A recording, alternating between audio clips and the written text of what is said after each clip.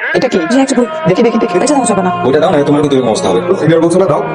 ভাই, 7 দিন পর বইটা এসে নিয়ে যাবো। যা বলছে।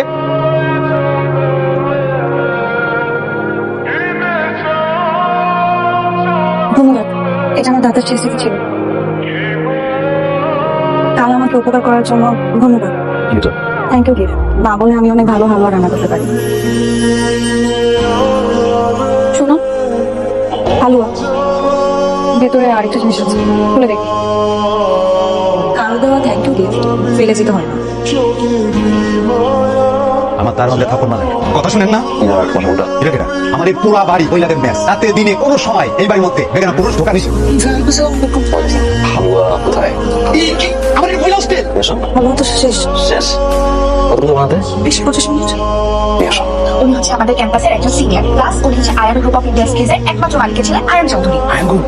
ওনার জন্য কোনো কিছুতে কমতি না হয় এর কাছে যাও থেকে শোনা আমি আসতেছি ভাইয়া কি খাবেন বলেন? হালুয়া। ওয়াও। Thank you. ঘুরে আসো। আমি এরা মামনি যা আমি বলতেছি বাড়িটা কি ক্লাসে চালানো যায়? সুইট। ওকে। এখন ঠিক আছে? হ্যাঁ। আর কি রান্না করো? আলু ভর্তা, বেগুন ভর্তা, খিচুড়ি আর শুটকি ভর্তা। সত্যি করতো? হ্যাঁ। এই আপনি ইউ বললেন কেন?